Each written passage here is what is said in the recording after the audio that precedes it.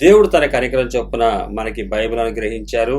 ఈ బైబిల్ ద్వారా మనము అనేక విషయాలు నేర్చుకుని ఆయన రాజ్యంలో ఉండాలని అనేక ప్రవక్తల ద్వారాను, తర్వాత గ్రంథకర్తల ద్వారాను రాయబడింది. దేవుని యొక్క సేవకుల ద్వారా రాయబడినటువంటి ఈ బైబిల్ గ్రంథాన్ని మనం ఎప్పటికప్పుడు నేర్చుకోవాల్సిన వారమై ఉన్నాము. ఈరోజు మనం అన్యజనులము, యూదుల వలె ఆయన చేత ఎన్నుకోబడిన వారం కాదు. ఒకప్పుడు ఎన్నికలైన మనలను ఎన్నుకుని మనకి ఇచ్చినటువంటి ఈ జీవ గ్రంథాన్ని మనం తప్పనిసరిగా నేర్చుకోవాలి. లోకంలో చూస్తే ఎక్కడా కూడా దేవుని వాక్యాన్ని చెప్పేవాళ్ళు లేరు, చెప్పటానికి కూడా ఇష్టపడట్లేదు. ఎందుకంటే తమకు కలిగినటువంటి పరిస్థితులు బట్టి, తమకు కలిగినటువంటి డినామినేషన్లు బట్టి వారికి లోబడుతున్నాము, తల్లిదండ్రులకు లోబడుతున్నాము అన్న ఉద్దేశంతో వారు ఏదో ఒక వంకతోటి వారికి ఇవ్వబడినటువంటి శ్రేష్టమైనటువంటి వర్తమానాన్ని అందించే భాగ్యాన్ని సేవకులే, చాలా మంది 199% వరకు సేవకులే దాన్ని సద్వినియోగం చేసుకోవట్లేదు. బైబిల్ దగ్గరే కూర్చుంటారు, బైబిల్ ఎప్పుడూ చేతిలో ఉంటుంది, ఎక్కడికి వెళ్ళినా బైబిల్ ఉంటుంది, 24 గంటలు దాని ముందు కూర్చున్నట్టుగానే కనబడతారు. కానీ సత్య మార్గాన్ని అనుసరించినటువంటి వారు సేవకులు ఈరోజు మనం చూస్తున్నాము. దురదృష్టకరము. ఇది బైబిల్ ఇవ్వబడింది ఒక సేవకుడికి, ఎవరికైనా సరే మనకి ఇచ్చింది కూడా దీనిని అనుసరించడానికి. దీంట్లోంచి తప్పిపోయి ఇంకోలాగా వెళ్ళిపోవటానికి ఈ బైబిల్ గ్రంథం మనకి ఇవ్వబడలేదు. ముందు మనం గుర్తుపట్టాలి. మనకి ఎవరు కూడా ఊరికే చదువు చెప్పరు. తమకు జీతాన్ని తీసుకుని మనకి చదువు చెప్తారు. కానీ బైబిల్ దగ్గరికి వచ్చేసరికి కానుకల కోసము ఈ యొక్క బైబిల్ని వక్రీకరిస్తారు. సత్య మార్గాన్ని చెప్పాల్సినటువంటి వారు సత్య మార్గాన్ని చెప్పరు. ఇక్కడ ఫీజులు అంటూ ఉండవు, కానీ ఫీజులుగా ఇచ్చే బాధ్యత ఉందని చెప్పి తెలియపరుస్తారు. అవి తీసుకుంటూనే దానికి తగిన విధంగా సువార్త సేవ చేయలేనటువంటి వారిని మనం చూస్తున్నాం. ఎందువల్లంటే బైబిల్లో ఏముందో అది చెప్పరు. బైబిల్ చెప్పకుండా బైబిల్కి చెప్పనటువంటి విషయాలన్నిటిలో వారు తలమునకలైపోయి ఉంటారు. వారు తలలో ఉన్నటువంటి లోకం పట్ల ఆశ కలిగి బైబిల్ మాత్రం చేతిలో పెట్టుకుని బైబిల్ మాత్రం ప్రకటిస్తున్నట్టుగా కనబడతారే తప్ప బైబిల్లో ఉన్నటువంటి విషయాన్ని ఏది కూడా తెలియపరిచే పరిస్థితి లేదు. ఎందువల్లంటే ఈ యొక్క అబద్ధధనం లేకపోతే బ్రతకలేము అని తమ జానెడు పొట్ట కోసము, తమ కుటుంబం కోసము, లేకపోతే పదవిలి హోదాల కోసము దీన్ని గుర్తించినటువంటి వారు సత్యవాక్యాన్ని వక్రీకరిస్తూ సత్యవాక్యాన్ని తెలియపరచలేనటువంటి స్థితిలో ఉంటున్నారు. లోకంలో చూసినట్లయితే అనేకులు మనకి దేవుని జ్ఞానాన్ని అందిస్తారు. చదువు సంబంధించినటువంటి జ్ఞానాన్ని ఫీజుల ద్వారా మనకి అందిస్తారు. వారు ఒకవేళ సరిగ్గా చెప్పకపోతే ఆ టీచర్ దగ్గర నుంచి వేరే టీచర్ దగ్గరికి మార్చబడతాము, మార్పులోకి వెళ్తాము, వేరే టీచర్ని చూసుకుంటాము. కాబట్టి వారు ఏం చేస్తారు, పర్ఫెక్ట్గా చెప్తారు. ఎందువల్లంటే సంవత్సరం తిరిగి వచ్చేసరికి ఎగ్జామ్స్ వస్తాయి. ఎగ్జామ్స్లో పాస్ అయ్యారా లేదా చూసుకుని, ఆ టీచర్ యొక్క మెరిట్ ఎట్లా ఉందో చూసుకుని, ఆ టీచర్ యొక్క పనితనం ఎలా ఉందో చూసుకుని మనం మారిపోవటానికి, ఇంకొకరిని కూడా అక్కడ చేరకుండా ఉండడానికి మనం ఏం చేస్తామంటే తల్లిదండ్రులు కానీ పిల్లలు కానీ ఆ టీచర్ గారు బాగా చెప్పట్లేదని చెప్తారు. బాగా చెప్పకపోతే అలాగే బాగా చెప్తున్నవారైతే బాగా చెప్తున్నారని చెప్తారు. తద్వారా వారు తర్వాత సంవత్సరానికి కూడా ఇంకొక బ్యాచ్ని తయారు చేయగలుగుతారు. కానీ బైబిల్ పట్టుకున్నటువంటి వారు దేవుడు రాకడ వరకు తెలియదు.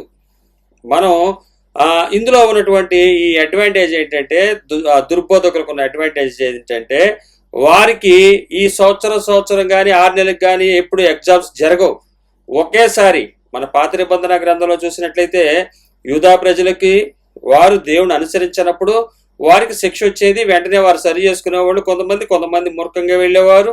ఇవి ఎప్పటికప్పుడు జరుగుతూ ఉండేది. కానీ ఇక్కడికి వచ్చేసరికి పెద్దవారైనటువంటి స్థితి మనది. అది బాలశిక్ష గ్రంథం ఉన్నటువంటిది యూదా పాత నిబంధన గ్రంథము.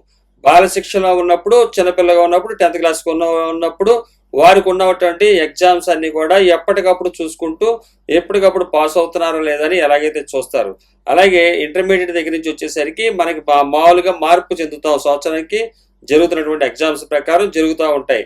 అలాగే ఈ యొక్క లోక జ్ఞానానికి సంబంధించినటువంటి పరీక్షలు. కానీ యూదా ప్రజలకు పాత నిబంధన గ్రంథంలో ఇదే విధంగా ఎప్పటికప్పుడు వారిని పరీక్షిస్తూ వారు అనుసరించకపోతే శిక్ష రావటం ఇవన్నీ జరిగేది. కానీ క్రొత్త నిబంధన విశ్వాసులు స్టాండర్డ్ గా ఉండాలి, స్థిరంగా ఉండాలి. వారు కుడికి కానీ ఎడమకు కానీ తొలగకుండా ఇంకా తీర్పు కొరకు సిద్ధపడిపోవాలి. ఇటువంటి పరిస్థితి తద్వారా ఈ దుర్బోధకులకు ఇది ఒక మంచి అడ్వాంటేజ్ అయింది. అందువల్ల వారు ఏం చేస్తారంటే సువార్తను ఎప్పుడు చెప్పరు, సువార్త చెప్పరు. ఎందువల్ల అంటే తర్వాత వారు నరకంకు ఉన్నటువంటి ఆ యొక్క భయంకరమైనటువంటి స్థితిని వారు దాన్ని ఒక సిల్లీగా తీసుకుంటున్నారు, అంటే దాన్ని ఒక హాస్యాస్పదంగా తీసుకుంటున్నారు. కాబట్టి ఒక్కసారే జరిగే ఎగ్జామ్స్ గురించి చివరిలో శిలువ మీద దొంగ ఏ విధంగా అయితే మార్పు చెందాడో ఆ విధంగా మార్పు చెందొచ్చు, దేవుడు మంచోడు, అవకాశం ఇస్తాడని చెప్పి వారు తమ యొక్క జీవితాలని, తమతో ఉన్న వారిని, తమ కుటుంబాలని, అలాగే తమను నమ్మి విశ్వసించినటువంటి సంఘంలో చేర్చబడినటువంటి విశ్వాసులను కూడా మోసం చేస్తున్నారు. చివరికి వీరంతము మోసమే అని తెలియపరుస్తుంది. కాబట్టి ప్రతి క్రైస్తవుడు సిన్సియర్గా నేర్చుకోవాల్సింది ఏంటంటే బైబుల్ ఏం చెప్తుందో తెలుసుకోవాలి, దాని ప్రకారం నడవాలి. ఇక్కడ సంవత్సరానికి కానీ 6 నెలలకు కానీ ఎగ్జామ్స్ జరగవు. ఒకేసారి న్యాయపు తీర్పుకి ఎదుర్కోవాల్సినటువంటి పరిస్థితి. అది ఎలా ఉంటుందంటే ఒక్కసారే ఇంకా దాంట్లో ఏమి ఉండదు, ఆప్షన్స్ ఉండవు. ఇశ్రాయేలు ప్రజలకి కొంతకాలం శ్రమ, కొంతకాలము సంతోషం, ఈ విధమైనటువంటి స్థితులు ఉన్నాయి. యుద్ధాలు ఉన్న సమయం ఉంది, లేని సమయాలు ఉన్నాయి. కానీ మనకి ఒకటి జీవంలో, నిత్య జీవంలో సంతోషంతో ఉండటమా లేకపోతే నిత్య మరణం ఉండటమా అని బైబిల్ తెలియపరుస్తుంది. క్రొత్త నిబంధన విశ్వాసులకు ఇవ్వబడినటువంటి అడ్వాంటేజ్ ఏంటంటే పాత నిబంధన గ్రంథంలో దేవుడు ఎలాంటి వాడో చూశారు. అదే దేవుడు, అంత మహిమ కలిగిన దేవుడు తన మహిమను తగ్గించుకుని మన కొరకు ఆయన మనల మధ్యలోకి వచ్చాడు. మన మధ్యలోకి వచ్చి మహిమహీనుడిగా, అంటే మహిమ లేనివాడిగా ఉన్నాడు.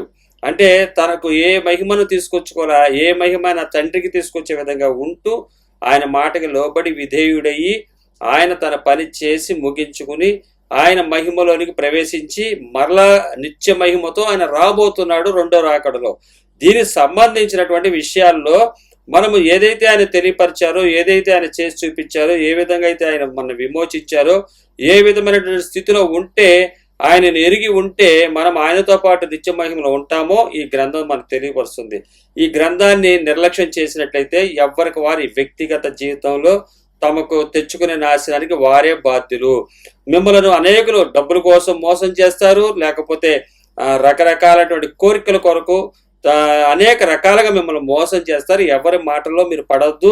బైబిల్ ఏదైతే చెప్పబడుతుందో బైబిల్లో దాని ప్రకారం నడవడానికి ప్రయత్నం చేయండి. ఏ ఒక్క సేవకుడు కూడా కరెక్ట్ అని మనం చెప్పడానికి వీలు లేదు. ఎందువల్లంటే ప్రతి ఒక్కరు కూడా మానవ జన్మ ఎత్తి ఉన్నారు కాబట్టి వారికి ఉన్నటువంటి దాన్ని బట్టి వారు ఉన్నటువంటి నాలెడ్జి ప్రకారం, లోక జ్ఞానం ప్రకారం వెళ్ళేవారే.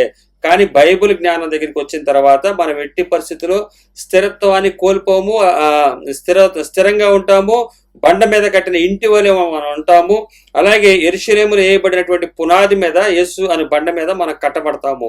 కాబట్టి బైబిల్ ఏదైతే మనకు చెప్పబడుతుందో దాని ప్రకారం మనం నడవాలి. అందుకని పౌలు గారు అంటాడు, కొరింథీయులకు రాసిన రెండో పత్రిక 1వ అధ్యాయము 13వ వచనంలో ఏమంటాడంటే, మీరు చదువుకొని పూర్తిగా గ్రహించిన సంగతులు తప్ప మరేమీ మీకు రాయటలేదు, కడ వరకు వీటిని ఒప్పుకుందరని నిరీక్షించుచున్నాము. మీకు ఇక్కడ చెప్పబడుతుంది ఏంటంటే, మీరు చదువుకొని పూర్తిగా గ్రహించిన సంగతులు తప్ప, మనకు కేవలం చదువుకుని ఈ విషయాలు గ్రహించుకునే సంగతులు తప్ప మరి ఏమీ మీకు రాయటలేదు. మీరు గ్రహించుకోలేనంత ఇదిగా బైబుల్ లేదు. మనం గ్రహించవచ్చు, మనమే గ్రహించవచ్చు. అంటే ఇంకా 24 గంటలు బైబిల్ పట్టు తిరిగేవాళ్ళు బైబిల్ దగ్గరే కూర్చుంటాం, ప్రార్థన దగ్గరే కూర్చుంటాం, వారు ఎంత గ్రహించవచ్చు? ఆ సేవకులే ఎంతమంది అలాగ బైబిల్ పట్టుకుని తిరుగుతూ ఉంటారు, ఎంతమంది ఆ బైబిల్ దగ్గర కూర్చొని సిద్ధపడుతున్నామని చెప్తారు. మరి వాళ్ళు ఇంకెంత గ్రహించవచ్చు? మరి గ్రహిస్తున్న వారు గ్రహిస్తున్నట్టు చెప్తున్నారా? లేదు. ఎందువల్లంటే అబద్ధతనం యొక్క ఇన్ఫ్లుయెన్స్ వారి కళ్ళకు గుడ్డితనం కలిగించింది. ఈ లోక దేవత అది, అది వారి కళ్ళకు గుడ్డితనాన్ని కలిగించింది. వారి మనోనేత్రాలు వెలిగింపబడలేదు.